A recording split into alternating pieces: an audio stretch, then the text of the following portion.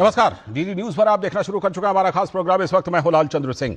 आज इस वक्त में हम देखेंगे कि तमिलनाडु की राजनीति में क्या कुछ हो रहा है डीएमके और कांग्रेस के बीच।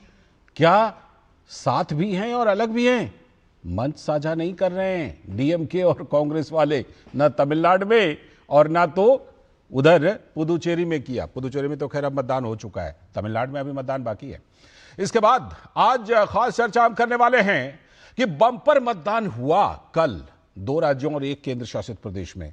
एसआईआर को इसका क्रेडिट जाता है, और यह भी कि पश्चिम बंगाल के दौरे पर अमित शाह हैं। आज बीजेपी का संकल्प पत्र जारी किया है, कहा 6 महीने के अंदर अंदर वहां पर समान नागरिक संहिता लागू कर देंगे, और साथ में वेतन आयोग की रिपोर्ट भी राज्य सरकार के कर्मचारियों के लिए, और भी कई बड़ी बातें कही हैं। और इसके बाद अंत में बात करेंगे कि तमिलनाडु में महिला आरक्षण का मुद्दा वहां पर कितना इस बार है, महिलाओं के बीच इसकी कितनी चर्चा है, इस पर भी ग्राउंड रिपोर्ट दिखाएंगे। हमारे सहयोगी विशेष तौर पर निखिल सिंह वहीं पर तमिलनाडु की जमीन पर मौजूद भी हैं। तो इन सभी मुद्दों पर करेंगे बात, होंगे तमाम सवाल जवाब, लेकिन पहले जरा इस वक्त की हेडलाइंस देख लीजिए। बीजेपी के वरिष्ठ नेता और केंद्रीय गृह मंत्री अमित शाह ने कोलकाता में जारी किया भाजपा का संकल्प पत्र। कहा टीएमसी से त्रस्त बंगाल की जनता अब चाहती है परिवर्तन। आज अमित शाह डेबरा में जनसभा और खड़गपुर में करेंगे रोड शो। तमिलनाडु में डीएमके के साथ पावर शेयरिंग को लेकर कांग्रेस में अभी भी है नाराजगी। राहुल गांधी ने अब तक तमिलनाडु से बना रखी है दूरी, और स्टालिन के साथ पुदुचेरी में भी मंच शेयर नहीं किया। दिल्ली की राजनीति में नीतीश कुमार की फिर से हुई एंट्री। राज्यसभा के सदस्य के रूप में ली शपथ। बिहार के नए मुख्यमंत्री के नाम पर चर्चाओं का दौर जारी। उत्तर प्रदेश में भी चुनाव आयोग ने जारी कर दी अंतिम मतदाता सूची। राज्य में 13 करोड़ 39 लाख से अधिक मतदाता। मसौदा मतदाता सूची के सापेक्ष अंतिम मतदाता सूची में 84 लाख 28 हजार से भी अधिक वोटर बढ़े। आर्थिक मोर्चे पर भारत के लिए अच्छी खबर। एशियाई विकास बैंक ने 2026-27 के लिए भारत की वृद्धि दर का अनुमान बढ़ाकर किया 6.9%। और पाकिस्तान के रक्षा मंत्री के बयान पर आप देख रहे हैं इस वक्त, और इस वक्त में हम बात करेंगे अब आज के एजेंडे की। और आज के एजेंडे में जैसा कि हम आपको बता चुके हैं कि तमिलनाडु में हमारे सहयोगी विशेष रूप से वहां पर गए हुए हैं, तो तमिलनाडु में चुनावी रण सज चुका है। लेकिन इस बार लड़ाई सिर्फ वोटों की नहीं है, भरोसे बनाम मजबूरी की भी है। यानी एक तरफ एनडीए, जिधर एआईएडीएमके भी है, वो स्थिरता और साफ नेतृत्व का दावा कर रहा है, लेकिन दूसरी तरफ डीएमके और कांग्रेस का गठबंधन उस पर लगातार सवाल उठा रहे हैं कि क्या यह गठबंधन विचारधारा का है या सिर्फ चुनावी मजबूरी का गणित है।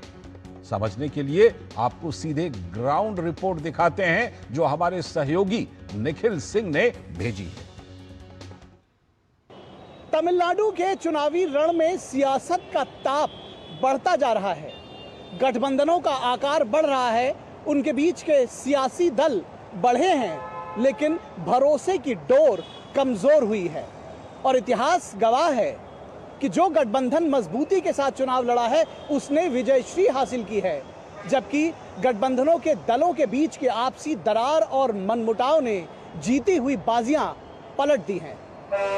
तो तमिलनाडु की राजनीति के गठबंधनों में क्या कुछ है खास, आइए आपको दिखाते हैं अपनी इस रिपोर्ट में। तमिलनाडु की सियासत में चुनावी बिसात बिछ चुकी है, लेकिन इस बार मुकाबला सिर्फ दलों का नहीं बल्कि भरोसे और मजबूरी की राजनीति का भी है। एक तरफ एनडीए गठबंधन अपने एजेंडे और नेतृत्व के साथ मैदान में है, तो दूसरी ओर डीएमके कांग्रेस गठबंधन के भीतर असंतोष की दरारें बार बार सामने आ रही हैं। ताजा विवाद तब गहराया जब टीवी के नेता सी जोसेफ विजय ने दावा किया कि असली कांग्रेस उनके साथ है, और डीएमके ने धनबल से कांग्रेस को अपने साथ जोड़ा है। स्टालिन ने कुछ कांग्रेस वालों को करोड़ों रुपए देकर अपनी जेब में रख लिया है। वो असली कांग्रेस नहीं है, असली कांग्रेस मेरे साथ है। विजय के इस बयान ने पहले से ही असहज चल रहे डीएमके कांग्रेस रिश्तों पर सवाल खड़े कर दिए हैं। हालांकि कर्नाटक के deputy CM DK Shivakumar ने मंच साझा करते हुए कांग्रेस के डीएमके गठबंधन के साथ होने की बात दोहराई। लेकिन सवाल यह है कि अगर सब कुछ ठीक है तो फिर ये सफाई क्यों बार बार यह बताना पड़ रहा है कि गठबंधन मजबूत है। There may be some other Congress here. Congress means Mupnar Congress is there now. TMC that may be with him. Not original Congress. Original Congress is Indian National Congress. No one is there with him. He is just fooling the people. Like film, you can't fool people. In film, they make stunt dialogue and all. That dialogues will not work out in politics. दरअसल seat बंटवारे ने कांग्रेस के भीतर असंतोष को और बढ़ा दिया है।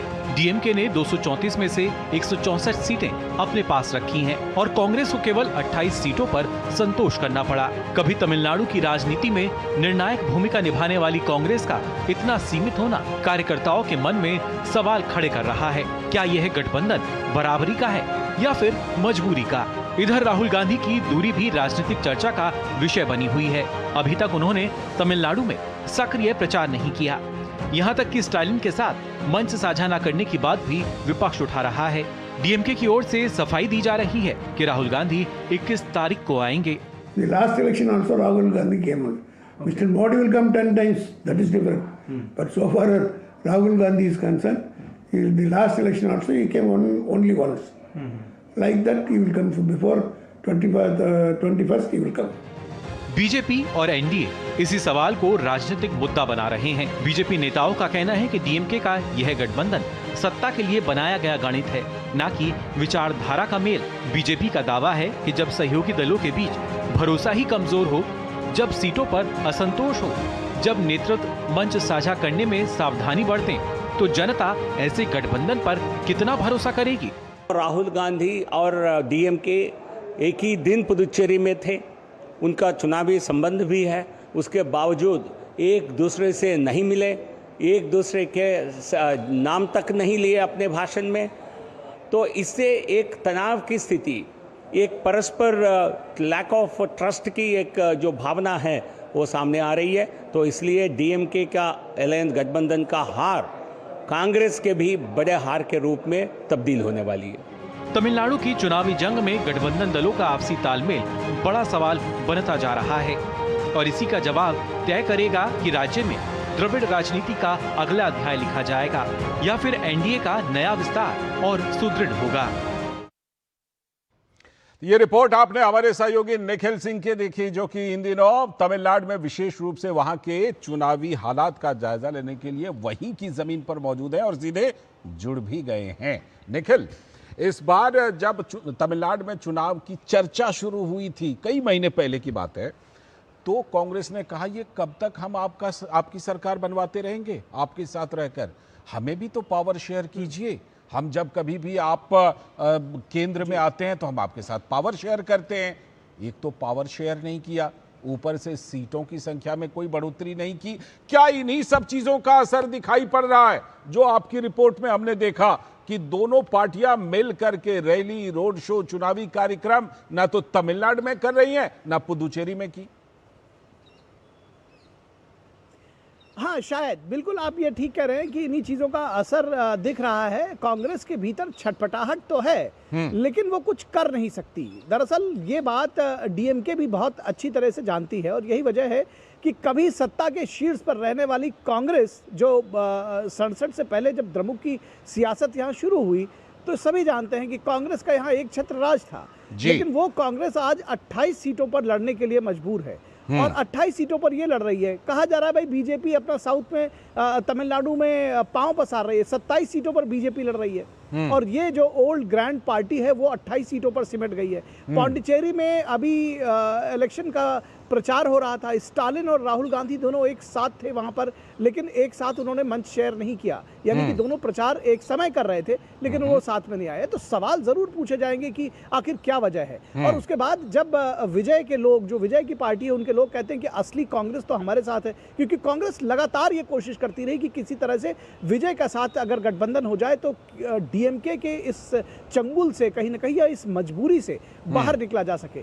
लेकिन फिर वही बात होती है कि अगर डीएमके के लोगों से जब मैंने बात की तो उन्होंने कहा, और आपने ये बाइट भी सुनी होगी, कि वो प्रधानमंत्री मोदी की तरह तो है नहीं कि 10 बार राज्य का दौरा करें राहुल गांधी, वो एक बार आएंगे, वो बहुत अच्छा। बड़े नेता हैं, वो एक बार आएंगे। तो जी। जो इस मानसिकता के साथ, इस मनोदशा के साथ में अगर काम करता है, प्रचार करता है, तो आप समझ सकते हैं कि आखिर स्थिति क्या होगी। और फिर दोनों के बीच में कई बार तो ऐसे हैं कि मुद्दों पर पूछे जाने पर बोल पाने की स्थिति में नहीं होते हैं। दोनों ही दल एक दूसरे जी। के खिलाफ बोलना नहीं चाहते और एक दूसरे के फेवर में बात भी नहीं करते। तो मन भावे मूड हिलावे वो वाली स्थिति हो रही है।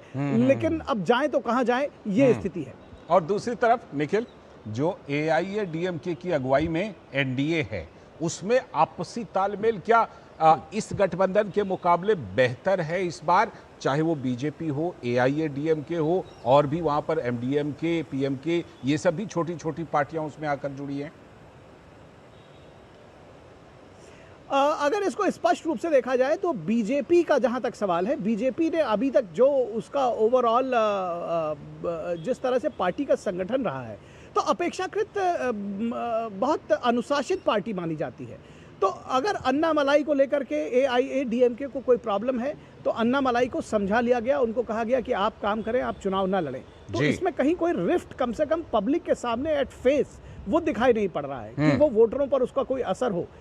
चुनाव में उसका क्या असर होगा ये देखने की बात है, लेकिन कम से कम at the face of public ये जी। चीजें नहीं होती हैं। तो और फिर ये चीज ये भी नहीं होगी कि AIADMK और बीजेपी के बीच में एक दूसरे के खिलाफ बयानबाजी हो, एक दूसरे के खिलाफ काट हो और एक दूसरे को फूटी आंख ना सुहाए फिर भी साथ चले।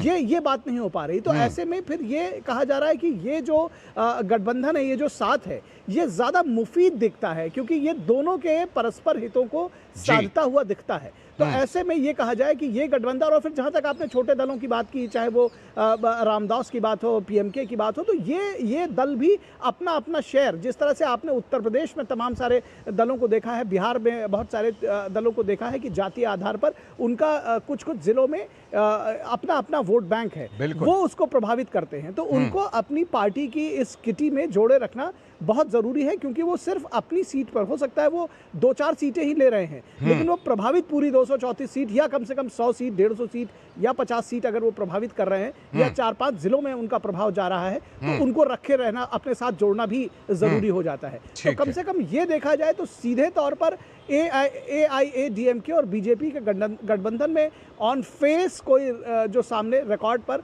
कोई रिफ्ट दिखता नहीं है। तो ऐसे में सवाल जो है वो DMK के साथ ज्यादा है। बिल्कुल, मैं अभी फिलहाल तो आपका शुक्रिया कर रहा हूं। आगे हम कोशिश करेंगे आपसे फिर से एक बार जुड़ने की, क्योंकि तमिलनाडु में जो महिला आरक्षण का मुद्दा है, महिलाओं का मुद्दा है, वो किस तरह से चर्चा में, इस पर आगे आपसे बात करने की कोशिश करेंगे। फिलहाल के लिए आपका शुक्रिया।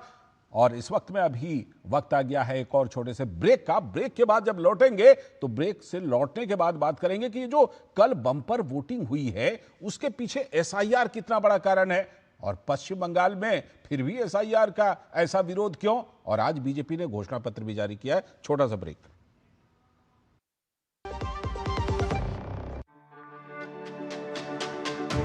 मेरी पसंद, मेरी पसंद, मेरी पसंद, मेरी पसंद, हमारी पसंद, हम सबकी पसंद। मजबूत देश का मजबूत सरिया हो गया स्टील। स्वागत है ब्रेक के बाद। आप देख रहे हैं DD न्यूज पर इस वक्त, और इस वक्त में आज जब हम खास चर्चा करने वाले हैं वो ये कि किस तरह से बम्पर वोटिंग हुई है और पश्चिम बंगाल में फिर भी विरोध, और पश्चिम बंगाल में बीजेपी अपने संकल्प पत्र में क्या कह रही है। पहले रिपोर्ट दिखाते हैं आपको। देश के 2 राज्यों असम और केरलम और केंद्र शासित प्रदेश पुदुचेरी में गुरुवार को यानी कल विधानसभा चुनाव के लिए बम्पर वोटिंग हुई। 1950 में असम बना था, उसके बाद से राज्य में सबसे ज्यादा 85.91, लगभग 86 मान लीजिए, इतनी प्रतिशत वोटिंग हुई है। अंतिम आंकड़े अभी भी आएंगे।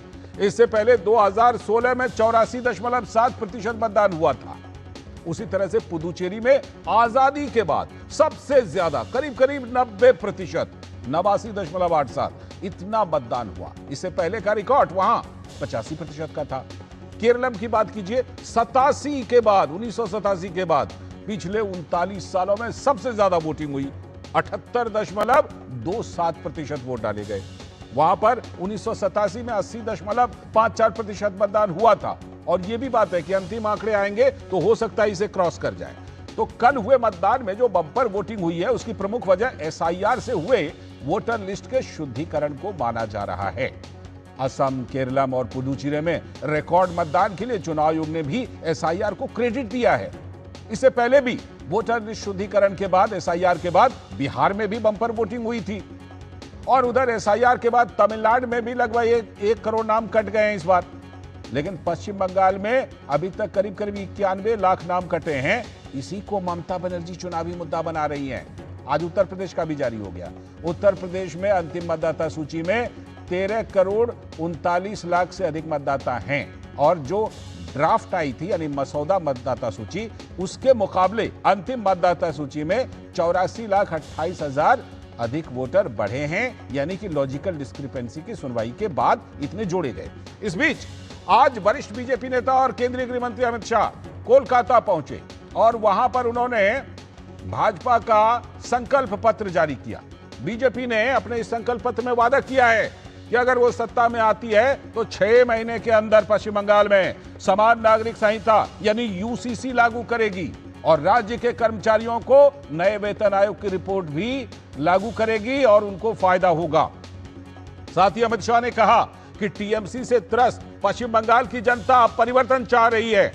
आज अमित शाह पश्चिम बंगाल के देबरा में जनसभा और खड़गपुर में रोड शो भी करने वाले हैं।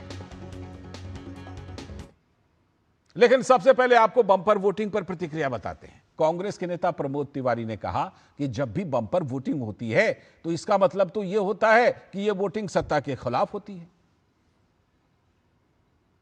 लोअर आसाम में जिस तरह से टर्नआउट 90% के ऊपर गया है, जिस तरीके से पिछली साल से 3-4% बढ़ा है, ये तो बदलाव का संकेत है। हमेशा जब ज्यादा टर्नआउट होता है तो ये सत्ता के खिलाफ होता है, ये सामान्य परंपरा रही। तो मुझे तो ऐसा लगता है कि आसाम में भाजपा जाएगी और कांग्रेस की सरकार बनेगी। जनता जो मुख्यमंत्री सरकार का जो भ्रष्टाचार है उसके खिलाफ उसने बढ़ चढ़कर मतदान में हिस्सा लिया है। तो दावे अपने अपने हैं। भाजपा के नेता गिरिराज सिंह ने कहा कि एसआईआर से फर्जी वोटर्स के नाम कट जाते हैं और इसी वजह से केरल और पुदुचेरी की जनता ने इसको साबित भी कर दिया और इसीलिए बम्पर वोटिंग भी हुई। पांडिचेरी हो, केरल हो, आसाम हो, सभी में सामान्य वोटिंग हुई है। वोटिंग ही नहीं हुई है बल्कि आज तक जो नहीं हुआ उतना वोटिंग हुई है। ये दो चीज बताता है। चाहे चुनाव आयोग एसआईआर कराए, चाहे स्टेट कराए, जो बोगस वोटर था वो निकला। दूसरा, देश के प्रधानमंत्री नरेंद्र मोदी के विकास के प्रति लोगों का समर्थन और ये वोटिंग नरेंद्र मोदी जी के पक्ष में हुआ है और आसाम में डबल इंजन की सरकार फिर से बनेगी। अपने अपने दावे हैं और इसी क्रम में पश्चिम बंगाल की मुख्यमंत्री ममता बनर्जी ने कहा कि सुप्रीम कोर्ट ने कहा था कि वोटर्स के नाम कटेंगे तो वो ट्रिब्यूनल में अपील कर पाएंगे, लेकिन ऐसा हो नहीं रहा है। যারা ডুপ্লিকেট ভোটার বা মৃত ভোটার বাদ বাকি এমনকি অ্যাডজুডিকেশনে যে 27 লাখ কয়েক হাজার বাকি আছে 50,000 60,000-এর মতো, তাদের ভোটাধিকার দেওয়া উচিত বলে আমি মনে করি। পরে নাম তুলে কি হবে? তারা তো ভোটটা দিতে পারবে না। সুতরাং এটা তো সুপ্রিম কোর্টেরই অর্ডার ছিল, যারা অ্যাডজুডিকেশন আছে তারা জেনুইন ভোটার এবং তাদের ভোটটা তোলা উচিত। এটা সুপ্রিম কোর্টই বলেছিল যে তারা ট্রিব্যুনালে বাদবাকি লোকেরা যাবে এবং ট্রিব্যুনালে সেটেলড হবে। तो ममता बनर्जी लगातार एसआईआर को निशाने पर ली हुई हैं। कहीं जिनका वोट कट गया वो अब कहां से वोट डाल पाएंगे और ना तो वो अपील कर पाएंगे। वहीं पर भाजपा नेता दिलीप जायसवाल ने कहा, दिलीप घोष ने कहा, माफ कीजिएगा, दिलीप घोष जो पश्चिम बंगाल बीजेपी के नेता हैं, उन्होंने कहा कि जो योग्य वोटर नहीं है वो वोट नहीं देंगे। 25 लाख लोग जो जिनका डेथ हो गया है और जो रेशियो में हिंदू मुसलमान है उसी रेशियो में माइनस होगा। तो इसलिए इसमें फर्जी नाम, जो दूसरे जगह चले गए नाम, ये सब है, हिंदू मुसलमान की बात नहीं है। जो एलिजिबल नहीं है वो यहाँ उसको वोटाधिकार नहीं।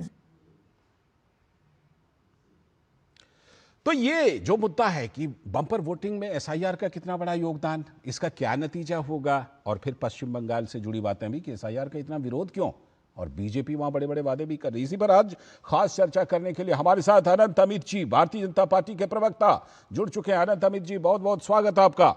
साथ में हमारे साथ अनिंद्या सिन्हा रॉय भी जुड़ चुके हैं। बल्कि अनिंद्या सिन्हा रॉय राजनीतिक विश्लेषक, टीएमसी के समर्थन में मजबूती से बात रखते हैं। बहुत बहुत स्वागत अनिंद्या जी।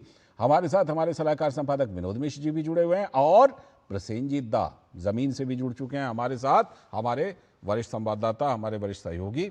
आगे चल करके बीजेपी के प्रवक्ता को भी जोड़ने की कोशिश करेंगे, लेकिन इस समय सबसे पहले मैं चलता हूं आज विनोद जी के पास। विनोद जी, ये पहले तो ये बताइए कि एसआईआर की वजह से बम्पर वोटिंग हुई, ये तो अब लगभग सब मान रहे हैं। ये बात अलग है कि अपना अपना दावा है कि भाई एसआईआर की वजह से ये या बम्पर वोटिंग हुई है तो ये सत्ता के खिलाफ है। कोई कह रहे नहीं, ये तो सत्ता की स्वीकार्यता है। फिर से रिपीट करना चाह रहे हैं, लेकिन ये तो अब निर्विवाद हो गया ना विनोद जी, बिहार के बाद से लेकर यहां तक कि एसआईआर ने वोटर लिस्ट को शुद्ध किया और शुद्ध आंकड़े आने लगे तो आंकड़े बढ़ गए। लाल जी, अभी आपने डीडी न्यूज की एक एक्सक्लूसिव रिपोर्ट तमिलनाडु से देखी है जी, और वो रिपोर्ट में, अगर रिपोर्ट से ही हम आपको शुरू करते हैं तो ये बात आपको आज की राजनीति शायद साफ और उसकी तस्वीर आएगी। तमिलनाडु में कांग्रेस और डीएमके अलायंस का नाम है सेकुलर प्रोग्रेसिव अलायंस, और पुडुचेरी में इसी पार्टी के सारे जो नाम है वो है इंडिया गठबंधन, इंडी गठबंधन। तो आप ये समझ लीजिए कि सिर्फ तमिलनाडु से लगने वाला पुडुचेरी में ये नाम बदल के इंडी गठबंधन हो जाता है, और तमिलनाडु में ये सेकुलर फ्रंट हो जाता है, सेकुलर अलायंस हो जाता है।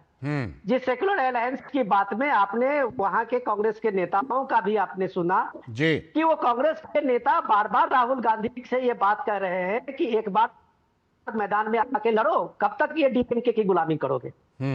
लेकिन राहुल गांधी इसके लिए तैयार नहीं हुए, तो उनको इस बार सीट शेयरिंग के मामले में पावर शेयरिंग नहीं हुआ, तो कांग्रेस के कार्यकर्ता लगभग हाशिए पे अपने को समझ के निकालना बंद कर दिया है। रही बात आप पश्चिम बंगाल में देखिए, अधीर रंजन चौधरी कांग्रेस के सबसे बड़े नेता हैं, कांग्रेस के एक फेस रहे हैं, वो बार बार कहते हैं कि एसआईआर जो किया है वो कमाल का काम किया है, क्योंकि ममता बनर्जी को खुलेआम कहते हैं कि ममता बनर्जी के पॉकेट में 40 लाख फर्जी वोट है, और इसी फर्जी वोट से वो पिछले 3 बार से उस सत्ता में आती है। ये अधीर रंजन चौधरी का दावा है, इसलिए अधीर रंजन चौधरी उसका स्वागत करते हैं। लेकिन राहुल गांधी, उसका नाम जो है उसको वोट चोरी कहते हैं। पूरे बिहार में उन्होंने ये कैंपेन चलाया। तो बिहार का मतदान ने पहली बार इलेक्शन कमीशन के एसआईआर को आप एक समझिए कि उसने एक तरह से एक्नॉलेज किया कि एसआईआर ही बम्पर वोटिंग का फॉर्मूला है जी। लाल जी, अगर बिहार में 65 लाख वोट कटे तो वहां पोल परसेंटेज कम से कम कई वर्षों के बाद 70% का आंकड़ा पाया था। आप भी बिहार से हैं, बिल्कुल कभी 58 और 60% नहीं रहता था। केरल में 40 लाख वोट कटे तो वोट परसेंट 78.50 का जी। आप देखिए केरल का बता रहा हूं। असम में वो पहले से ये चल रहा है उसका डी वोटर्स और ये सारे वोटर्स का, तो वहां भी एक तरह से एसआईआर की प्रक्रिया चल रही है। आप ये देखिए पुडुचेरी का देख लीजिए। तो ये मतलब साफ है कि 23 वर्ष के बाद जो इलेक्शन कमीशन ने वोटर शुद्धिकरण का ये एक बड़ा साहस दिखाया, तो कम से कम ये मतदान में ये साफ हो गया कि जो लोग वहां के हैं वोट कर रहे हैं, और वो बम्पर वोटिंग आपको इस डेटा में सामने में आ रहा है। तो ममता बनर्जी सिर्फ आज की तारीख में इस पूरे पॉलिटिकल सिनेरियो 5 राज्य का अगर आप देखें तो सिर्फ एक ममता बनर्जी है, वो सिर्फ दावा कर रही है कि एसआईआर में उनका वोट कट रहा है, एक कम्युनिटी विशेष का कर रहा है। तो अगर ये डेटा देखिए, उत्तर प्रदेश में जो आज रिलीज हुआ है उसमें 2 करोड़ वोट कटे हैं। बिल्कुल 2 करोड़ लाल जी, बिल्कुल। तमिलनाडु में 1 करोड़ वोट कटा जी, है। जी, जी। जो अभी जो लिस्ट किया बनी है जी। 1 करोड़ वोट तमिलनाडु में कटे हैं। ठीक है। गुजरात में 75 लाख वोट कटा है, मध्य प्रदेश में 45 लाख वोट कटा है। तो आपने इतने सारे फर्जी वोट या वो वोट जो लोगों का अपनी जगह बदल लिए थे या इस 23-24 साल में जिनकी मौतें हो गई थी, तो क्या इलेक्शन कमीशन इस वोट का शुद्धिकरण का कोई एक लिस्ट नहीं बनाए? ठीक। तो ये ममता बनर्जी की जो बेचैनी है, जिसे बंगाल में कहते हैं कि वो एसआईआर को मुद्दा बना के जा रही है, मुझे लगता है कि ये एसआईआर ने ममता बनर्जी के घबराहट को एक्सपोज कर दिया है। बिल्कुल, और इसी घबराहट में बहुत कुछ हो रहा है पश्चिम बंगाल में। लेकिन आज पश्चिम बंगाल में प्रसेनजीत दा, केंद्रीय गृह मंत्री और भाजपा के वरिष्ठ नेता ने वहां पर बीजेपी का संकल्प पत्र जारी किया। 2-3 हाईलाइट तो बड़ी जबरदस्त है दादा। कह रहे हैं 6 महीने के अंदर अंदर यूसीसी लागू करेंगे वहां। ऊपर से राज्य सरकार के कर्मचारी वेतन आयोग की रिपोर्ट को लागू करने के लिए कह रहे थे, उसका वादा किया कि 6 महीने के अंदर कर देंगे। और कौन कौन सी बड़ी बातें हैं, और टीएमसी के मुकाबले जो बीजेपी का संकल्प पत्र है उसमें कौन कौन सी बातें अलग हैं सर? देखिए, टीएमसी का जो क्या उन्होंने इश्तेहार बताया, क्या बताया मुझे पता नहीं। उसमें इश्तेहार, हाँ, जो कुछ, हाँ, उसमें जो कुछ जो बंगाली अस्मिता की बात करते हैं, इश्तेहार कोई बांग्ला शब्द नहीं है। तो उसमें उसके साथ तो इसका कोई तुलना नहीं हो सकता, क्योंकि इस जो आज संकल्प पत्र अमित शाह की तरफ से दिया गया है, वो पूरी तरह से सोच समझ के पूरे बंगाल के बारे में और अलग अलग जो समाज है, मतलब महिलाओं के बारे में, स्टूडेंट्स के बारे में, युवाओं के बारे में सोच कर बनाया गया है। और सबको चाय बगीचे के बारे में या इन सब के बारे में, इंडस्ट्री के बारे में, ये सब के बारे में सोचकर बनाया गया है। बताया गया है कि सिंगूर में एक इंडस्ट्रियल हब बनाया जाएगा, जहां पे डिफेंस इंडस्ट्री के बारे में बताया गया है कि डिफेंस इंडस्ट्री के बारे में वहां पे कुछ हब बनाया जाएगा, जो दूर दूर की अगर बताया जाए पिछले 15 साल में जो तृणमूल की जो लोग है, अनिंदो मेरा अच्छे दोस्त है, कुछ ही दिन पहले मेरे शो में भी बैठ के गया है, आने वाले दिनों में भी बैठेंगे। तो अनिंदो की सारे जितने सारे ममता की चाहने वाले लोग हैं, इनके सोच में भी आया नहीं। वहां पे सरसों का खेत बनाने के लिए सरसों का बीज बोए थे ममता बनर्जी, वहां पे कोई डिफेंस का इंडस्ट्रियल हब बनाया जा सकता है, इसके बारे में सोचे भी नहीं थे। तो इस तरह से बीजेपी का जो संकल्प पत्र है उसको सोचा गया है, और आज अमित शाह ने इसको जारी किया है। तो मेरे ख्याल से डीए या जो भी 3,000 रुपया के बारे में जो महिला सशक्तिकरण और महिला की मन में जो भय दूर करके भरोसा लाना, ये सब एक सोची समझी संकल्प पत्र जारी किया गया लालचाल। जी, मैं आता हूं, बाकी चीजों पर भी आपसे जरूर बात करूंगा। घोषणा पत्र में और भी कई सारी बड़ी बातें हैं। अनंत अमित जी भी हमारे साथ जुड़ गए हैं, बीजेपी के प्रवक्ता। बहुत बहुत स्वागत अनंत अमित जी आपका इस शो में। और लेकिन पहले अनिंदिया जी के पास, अनिंदिया जी, एक तो सबसे पहले ये बताइएगा, देखिए भाई कितना कल जो वोटिंग हुई, क्या जबरदस्त वोटिंग परसेंटेज आई है। इसके पहले बिहार में भी बड़ी जबरदस्त वोटिंग परसेंटेज आई थी, पश्चिम बंगाल में भी लोकतंत्र का महापर्व ऐसे ही माने, यहाँ का वोटिंग परसेंट भी एसआईआर के बाद ऐसे ही बहुत ऊपर जाए, ये होना चाहिए ना अनिंदिया जी? जरूर देखिए, वोटिंग परसेंटेज अगर इंक्रीज करेंगे तो सब लोग चाहते हैं ये होना चाहिए। लेकिन विनोद जी का एक चीज हमको अच्छा नहीं लगा, एक बात उनका अच्छा नहीं लगा।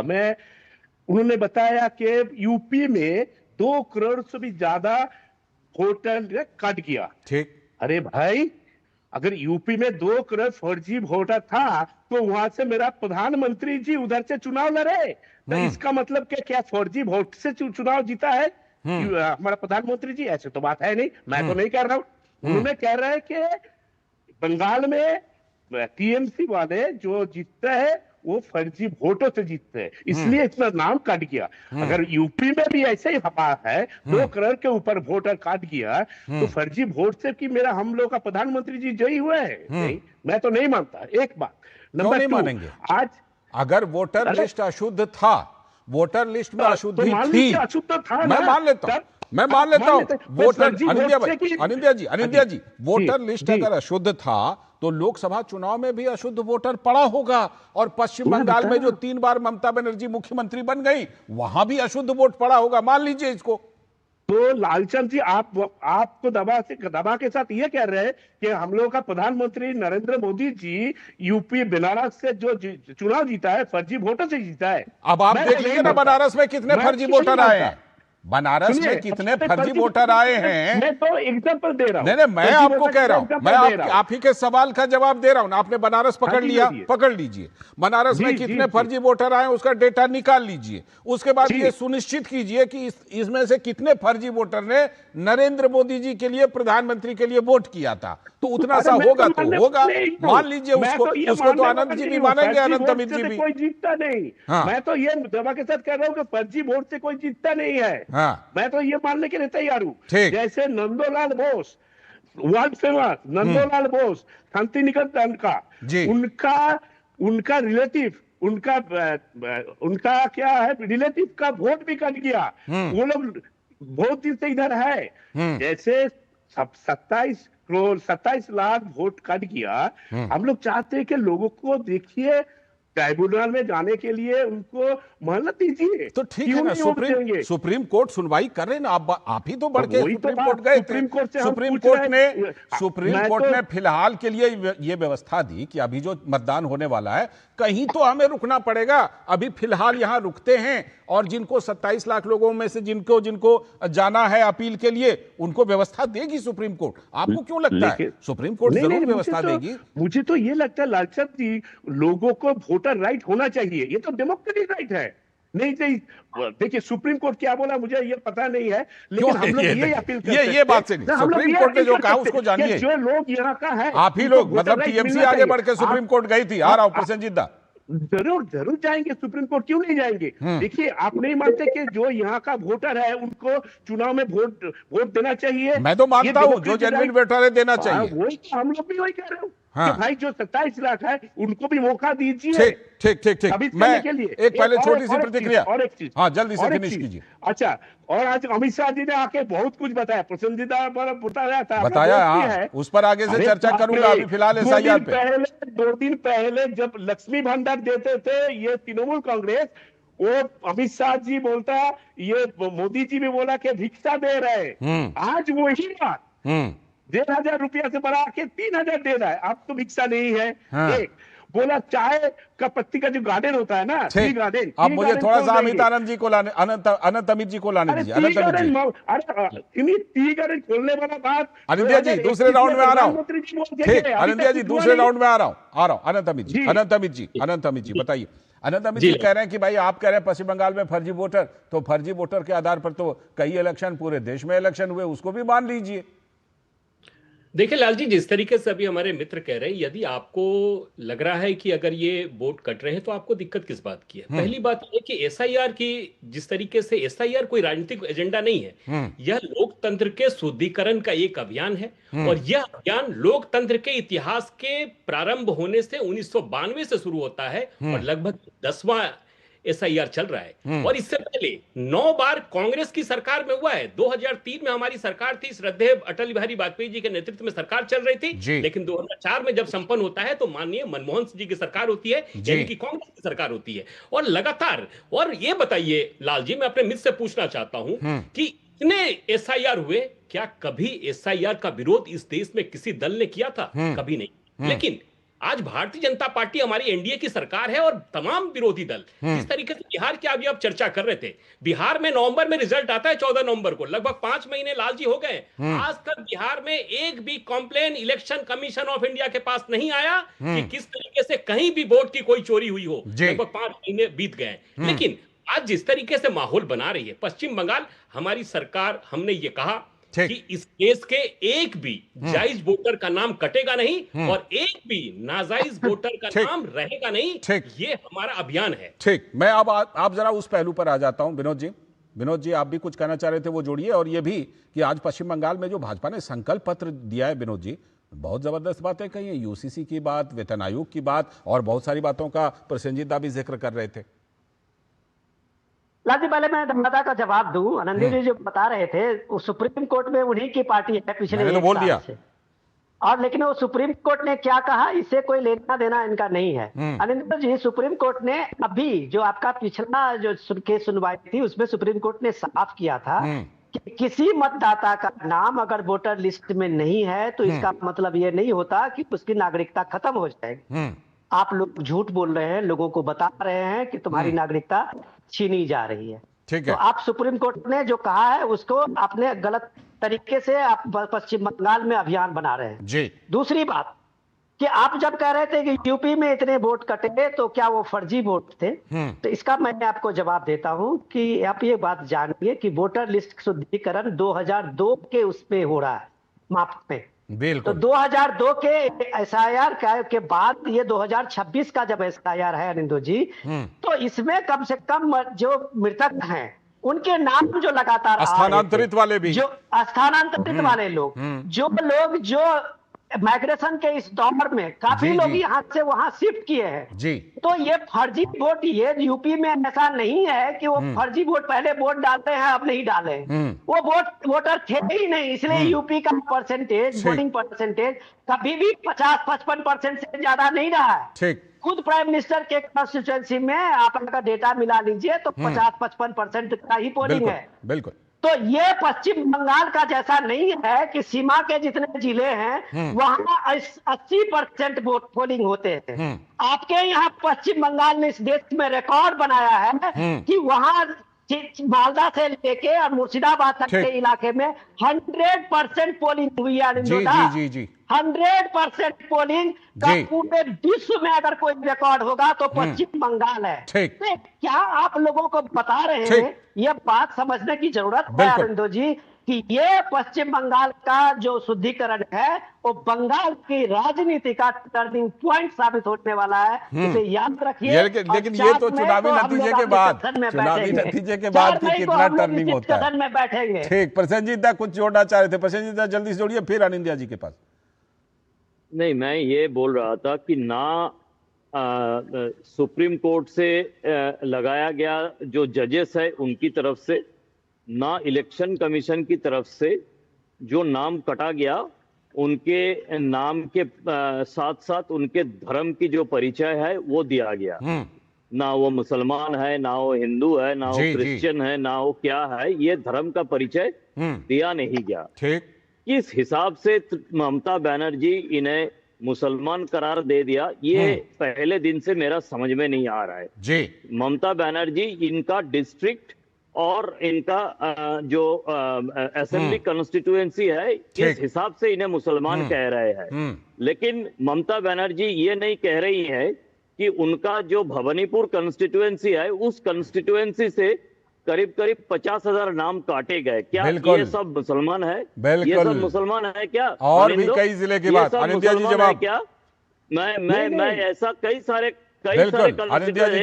एक मिनट ऐसे कई सारे कॉन्स्टिट्यूएंसी का नाम मैं गिना सकता हूँ जो तथाकथित रूप में जहाँ पे मुसलमान वोटर नहीं है। ठीक। तो अचानक ममता बनर्जी जो एक सेकंड में आप लोगों को उड़ा देंगे, ये आनंदिया जी का जवाब नाम कटा जा रहा है, अब दे रहे हैं आनंदिया जी जवाब दे रहे हैं, का ये किया जा रहा है, मुसलमानों का वो किया जा रहा है, ऐसा क्यों आपका दीदी मैं बता रहा हूँ आनंदिया जी का जवाब। आनंदिया जी डरा करके भय वाली राजनीति। मैं बता रहा हूँ पहले तो मुसलमान से सिर्फ मुसलमान नहीं, नमोसूत्र, मतुआ सभी का वोट काट गया।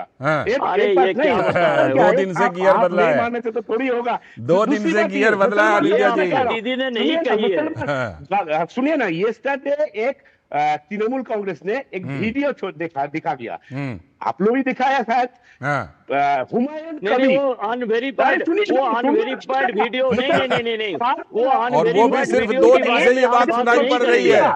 वो हुमायूं कभी अनवेरिफाइड वीडियो के बारे में आप बात कह रहे अनवेरिफाइड है, नॉट वेरीफाइड। तैयार हो गया कि मुसलमान को अगर ये हमारा वोट अगर ले लूं तो ये वोट कट जाएगा, बीजेपी चुनाव में जीत जाए 1,000 करोड़। ये मैं नहीं बोल रहा हूँ, अनवेरिफाइड वीडियो है। ये इसके बारे में अनंत अमित चर्चा जी, करेंगे। ये भी है कि इसके दूसरे बारे में समुदाय के चर्चा भी वोट करेंगे तो कटे मैं हैं, बहुत ये कुछ आरोप बताऊंगा। लगा रही है टीएमसी। मध्य प्रदेश का चीफ मिनिस्टर के नाम नहीं बोला। जी लाल जी, एक बार सवाल अनंत दोबारा अमित से जी। करिएगा। जी लाल जी, सवाल दोबारा से जी, करिएगा। मैं आपसे ये सवाल था कि एक तो ये आरोप है कि दूसरे समुदाय के भी वोट काट दिए गए हैं, दूसरा ये कि आपने वहां पर बड़े बड़े संकल्प लिए हैं 6 महीने के अंदर यूसीसी। निश्चित तौर पे देखिए, आज तक पश्चिम बंगाल की जो स्थिति है, चाहे मुसलमानों की स्थिति हो, बार बार जो मुसलमान के रहनुमा लोग जो जिस तरीके से हैं इस देश में, अगर सबसे बुरी स्थिति अगर किसी प्रदेश में मुसलमानों की है तो पश्चिम बंगाल में है। और पश्चिम बंगाल में तो आज तक भारतीय जनता पार्टी की कभी सरकार बनी नहीं। 77 तक कांग्रेस की सरकार रही, उसके बाद वामपंथ की सरकार रही, उसके बाद टीएमसी की सरकार रही। तो हम पहली बार सरकार बनाने जा रहे हैं और हम वहां के जनता को, वहां के लोगों को ये बताना चाहते हैं कि आप हमें एक बार मौका दीजिए। जिस तरीके से चलिए, जनता किसकी आवाज सुनेगी देखी जाएगी। फिलहाल शुक्रिया अनंत अमित जी, अनिंदिया जी और विनोद जी, और साथ में प्रसेनजीत दास जुड़ने के लिए बहुत बहुत शुक्रिया आप सभी का इस चर्चा में जुड़ने के लिए। अभी वक्त है एक छोटे से ब्रेक का।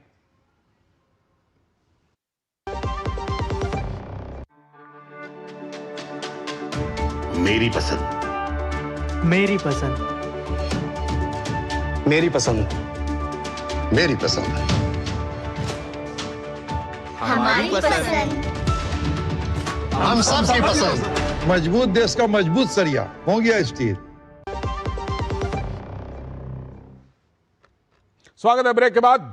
आप देख रहे हैं इस वक्त, और जैसा कि हमने पहले ही बताया था, हमारे सहयोगी निखिल सिंह तमिलनाडु की चुनावी राजनीति का जायजा लेने के लिए वहां पर मौजूद हैं। तो आपको सुनवाते हैं। हमारे सहयोगी निखिल सिंह ने चेन्नई में महिलाओं से बातचीत की और प्रतिक्रिया जानी कि उनके बीच में मुद्दा क्या क्या है। एक्चुअली वुमेन एम्पावरमेंट बोल रहे हैं, but then it is always a man dominated play in India. So women के लिए ये 33% रिजर्वेशन देने से ज़रा वुमेन्स जैसे हम लोग, I mean, they can come forward and definitely do some whatever positions they want to acquire. होना चाहिए बिल्कुल। We'll have some reservation for us. बिल्कुल, we are happy with the.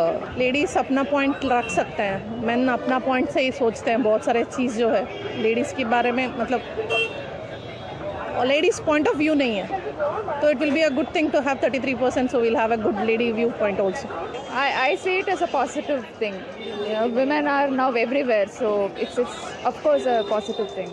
See, our country needs a lot of changes, so I cannot right now list it down, but women can bring it. Whatever the country needs, they can do for sure. If any reservation or any activities that will encourage women makes them to come into politics, I think it will be a encouragement to them, I think. If you won't give reservation also, they will come. These days women are in all sectors, right? In politics also they will come. If you want to give reservation also, but if you give means it will be more encouragement for them, that's it. In home also, like they have all the ideas and they have the power to have to develop the house. So if have the place in the parliament also, so they have more power, the ability to control, and also they can have this superpower thing. So according to me, that is what these women have, so they can do better in politics also.